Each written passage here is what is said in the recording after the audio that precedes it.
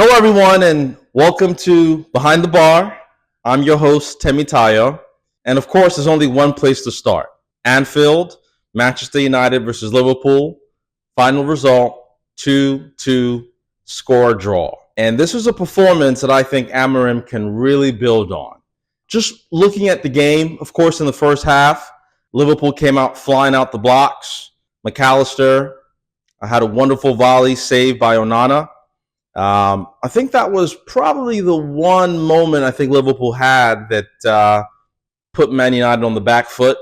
Other than that, I think Man United controlled that first half. Yes, the first 10 minutes, there were a few balls into the box, some nervy moments. But outside of that, very similar to the first half we saw at the Emirates against Arsenal. Slick passing, controlled possession, frustrating Liverpool, and creating chances of our own. I think in previous years, we've seen Ole Gunnar Solskjaer, we've seen Erik ten Hag go to Anfield in these big games and play a counter-attacking football, right? Sit back, soak up pressure, and then use the speed to try to create a chance. But that's not what we saw in this game. That hasn't been what we've seen from Amorim's United in these big games. Looking at the possession stats here, 48% possession to Man United versus Liverpool's 52. 4 shots on target for United versus Liverpool 6. 9 corners to United versus Liverpool 6. And so a very even game when you look at it. And like I said, I think there's so much to build on from this performance, and the game really sparked into life in the second half. But just going back to the first half for a second, like I said, I think we really controlled the tempo of the game. We limited Liverpool's chances, and towards the end of the first half, I think suffice to say that Man United were in control and probably should have scored with Højlund's chance one-on-one against the keeper, where he shot right at Alisson for a save. And that's a player that's lacking confidence, right? I think you could see that in that chance. I saw a lot of criticism against Højlund today, and probably rightly so, but he's a young player who's a product of the chances that he gets, right? And he just hasn't gotten that many chances. But I think a lot to build on today, a lot of confidence we can take from today's game. And I think this performance is the benchmark of expectations that we can expect moving forward. And it's no surprise that it comes off the back of having 3 training sessions, Amorim said, in his pre-match press conference. And it showed. The passing was slicker. Players seemed more confident. Players wanted the ball in tight spaces. And just a real collective unit that I saw today that really had me very pleased coming out of that game. I think the only place to start, really, when I look at that performance, is the midfield, right? Last week, I mentioned how atrocious our midfield was with Casemiro and Christian Eriksen. And today, we saw Ugarte, I should say, and young Kobbie Mainoo. And the difference was night and day. We had legs in the midfield. We had composure in the midfield. And we had players, like I said, wanting to take the ball, wanting to take the game to Liverpool, not content with back passes, not looking scared. Just the opposite of everything we saw against Newcastle. And it points to, one, the quality or the lack of quality in depth, because with Wate and Bruno out in that last game, we were a shell of ourselves. And today, with an almost full strength squad and a full strength 11, stark difference. I think of my predicted 11, Euro for Maguire was the only change. Otherwise, 10 out of 11 correct on our prediction. But the second half was when the game came to life, right? We came out the second half looking confident, picked up from where we left off in the first half, and I think rightfully got the first goal. A brilliant reverse pass from Bruno Fernandes to, surprisingly, the Butcher, Licha Martinez, getting into the box from his left center back position. And what a strike. Off the crossbar, gave Alisson no chance. And for that point, I mean, you couldn't help but feel optimistic. You couldn't help to think that could we once again go to a top four side like we did at City and get a result. But no surprise that Liverpool came storming back with a wonder goal from Cody Gakpo, taking out De Ligt with the fake, and then in the roof of the net, brilliant goal. And then from there, it was a good response from United, but then an unfortunate, really just bad luck with De Ligt conceding a penalty. And then, of course, Mo Salah, who has scored more goals against United than any other player in the Premier League, it was inevitable that he was going to score. Onana dived the right way, got a fingertip to the ball, but just too much pace on it from Salah. And to be fair, at that point, I feared the worst. And I think all United fans probably feared the worst. But to United's credit, they stayed in the game. They didn't let their head drops. They didn't give up. They showed courage. They showed passion. They showed togetherness. All of the attributes that as a fan you want to see from the players. Give everything you have, leave everything on the pitch. And that's what we saw. Again, great in-game management by Amorim with his substitutions. I think Garnacho made a huge difference coming on, giving us an outlet on that left-hand side, and ultimately creating the equalizer for Amadinho. And like I said earlier, I think this is a performance that Amorim can be proud of, and we can see the signs of what he's trying to do. So this performance for me is a benchmark for the rest of the season. We have to use this as a springboard to kickstart our season. We have another week until the FA Cup game against Arsenal. So again, another week of full training for the players to get more used to this new formation, more used to the pattern of play, and to develop that understanding with their teammates, with the coaching staff. And if they can produce the level of effort, the level of togetherness, that never say die attitude that we saw today, I think that we'll find ourselves in a decent position at the end of the season. So lots of positives to take from this performance today and the result. I don't think anyone gave us a chance against this Liverpool team. And I predicted a draw on the last episode, and a draw we had, and a great result. I think everyone had Man United losing by multiple goals. And so to come out and not just get the result, but the performance, I think players are going to turn up to training tomorrow full of confidence, ready to go. And like I said, use this as a stepping stone to kick on this season. Going to go through the player ratings, just giving my thoughts on each player from what I saw. We'll start off with Onana. I think he had a good game today. Great save from McAllister in the first half with the volley that he saved with his foot early on. Like I said, unlucky with the penalty. But overall, I think he was steady.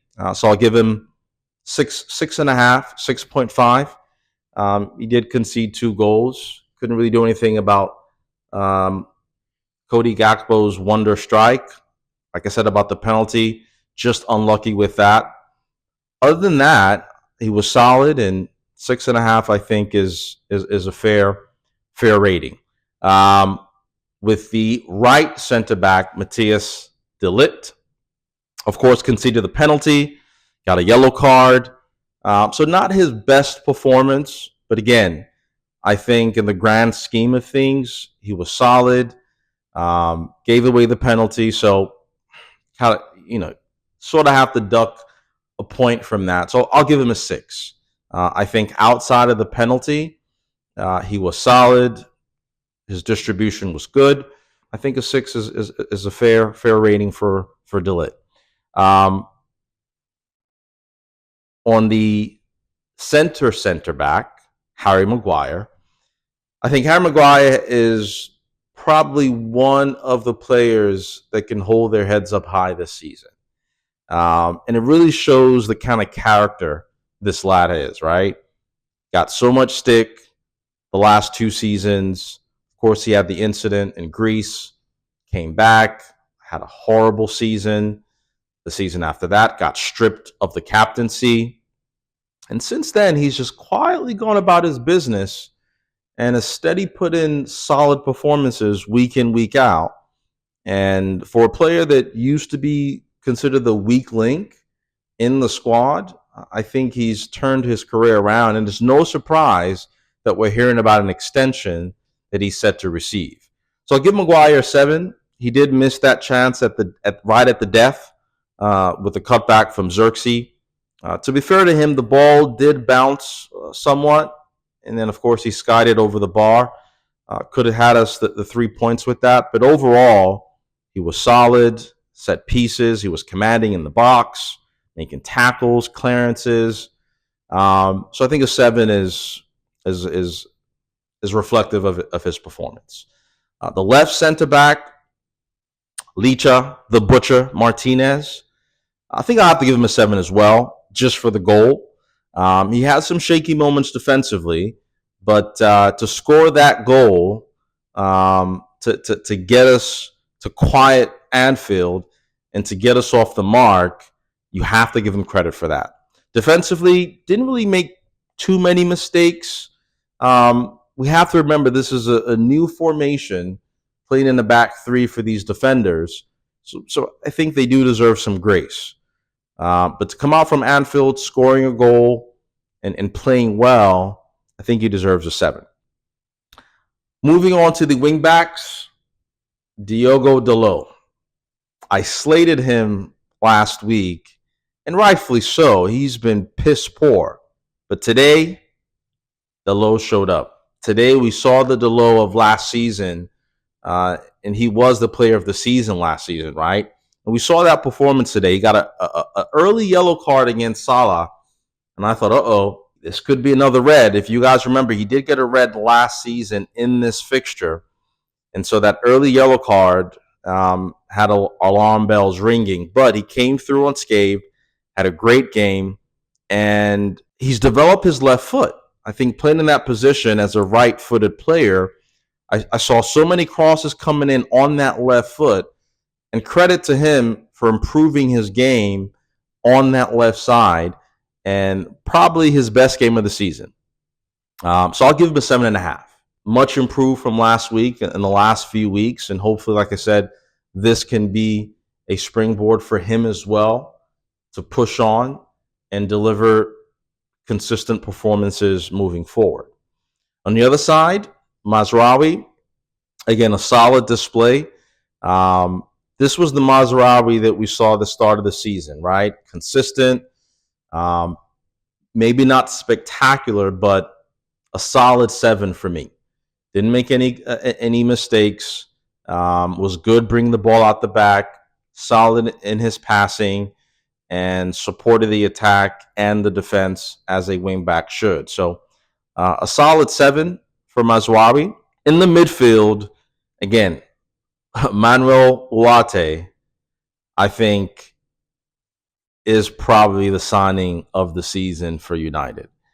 We've cried out for a destroyer in that midfield, someone who can break up play, someone who can start attacks, someone who has the legs to cover ground. And we saw an all-action performance from Manuel Ugarte today. He was everywhere. And long may that continue. So for me, Ugarte gets a 7.5 as well.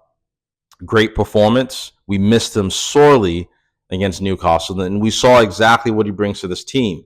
That tenacious drive to win the ball back, to get his team up the pitch, and to shield that defense. We saw all of that on display today at Anfield against Liverpool. So 7.5 for Manu Owate. Kobbie Mainoo. I'm going to give Kobe a 6. Wasn't his best game. A lot of loose passes, especially in the first half, that put the team under pressure. He hasn't had the season that we saw last year. But for a 19, 20-year-old, I think we're going to see these ups and downs in performances from a youngster. And so not too harsh on him, but he does need to find the levels that we saw last year. He just hasn't hit those peaks yet. And so I'll give him a 6. Again, like I said, a lot of loose passes in the first half. But overall, I think he was okay. He was okay. He complimented Owate and Bruno, who I'll get to next. So a solid 6 out of 10 for Kobbie Mainoo. And the two pivots, I'm going to start with my man of the match, Bruno Fernandes. This was Bruno's best game of the season by far. Controlled, poised, no Hollywood passes, wasn't giving up possession. I mean, he covered every blade of grass on that pitch today. He was everywhere. A real captain's performance from Bruno today, and one that, again, has set the benchmark for what we can expect from Bruno. Of course, he got the assist for Licha, and he just played a great game. Like I said, I just haven't seen him this composed all season. And maybe that rest that he got from the red card, missing the game against Newcastle, did him a great deal of good, because he looked refreshed, he looked re-energized, and his performance for me was an 8. Man of the match. Got the assist, controlled the tempo, and he was brilliant. He was brilliant. Best game of the season from Bruno. And again, this is the kind of performance that I expect from our captain moving forward. His partner in the 10 position, Amadinho, as I should rightly say, scoring the goal against Liverpool like he did last season. I mean, what can I say about this player, right? He's everything good goes through him. He has the most assists in the team, and today's added a goal. And he's everything that we've cried out for outside of Bruno, in terms of a creator, in terms of someone who can take the ball and make things happen.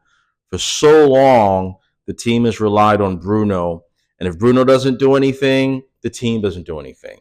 But this season, Amad has stepped up to be that guy outside of Bruno that can put the team on his back and make things happen. So long may that continue. I'll give Amad an 8 as well, alongside Bruno. I think both of them in that 10 position really caused Liverpool tons of problems. So great performance from Amad. Højlund, I'll give him a 6. I saw a lot of comments on social media criticizing Højlund today, and rightly so. Wasn't his best game. But I think he still led the line well. He caused Konate and Van Dijk lots of issues positionally, running the channels, getting them out of position, creating space for the likes of Amad and Bruno, things that don't show up on the stat sheet. So a decent performance. Yes, he probably should have done better with that chance in the first half that he shot right at Alisson. But more to come from this young player. Again, what is he, 20 years old? We have to give these players time to progress, especially in a team that's going through so much. New coach, new system. I think he will come good eventually, but we do need another striker to support him.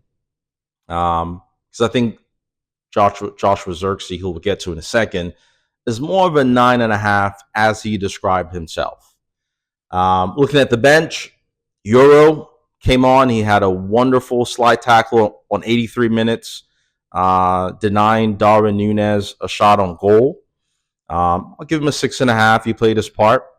Garnacho, the assist for Ahmad, I think he gets a 6.5.